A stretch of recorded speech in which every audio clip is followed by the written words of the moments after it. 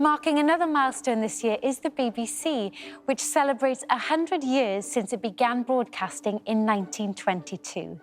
Greater Manchester has played an important part in our national broadcaster's religious programmes over the decades, as Kate Bottley has been finding out.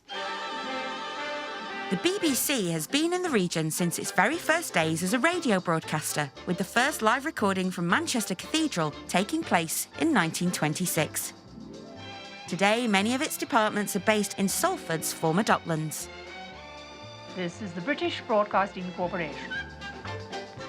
I'm in Media City, Salford, home of the BBC and Songs of Praise. We've been based here for the last 10 years, but the corporation's religious output goes back a lot further than that. I'm here to talk to Paul Kerensa, who's written a book all about the BBC.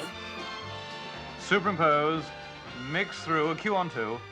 I'm meeting Paul at Key House in Media City to hear about what he's learned, starting with the mission of the first Director General, Lord John Reith, whose career at the BBC began in 1922 as General Manager. When John Reith applied for the job, he'd never heard of broadcasting. He didn't know what it was.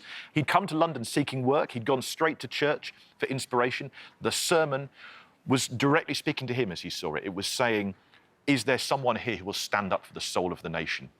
And he left church thinking, yes, I will, that's me. His very first instruction when he joined the BBC, he accepted the job and he said, book a vicar for Christmas. And Reverend John Mayo on Christmas Eve gave the BBC's first religious broadcast.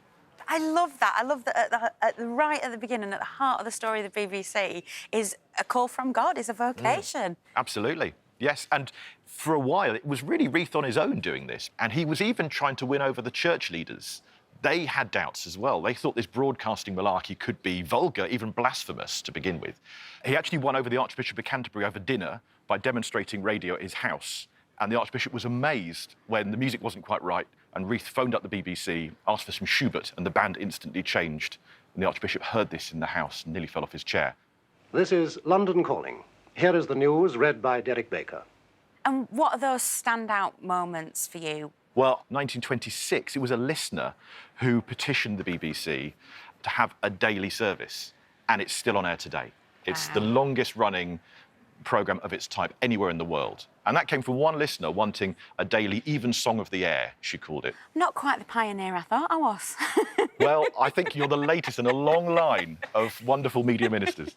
I feel like there's a real heritage there to live up to. Absolutely, there is. But yeah, that's the great thing, is that the chain goes on, you know, and Reith only stayed until 1938. He left just as the Second World War started, and we needed a whole new sort of solace.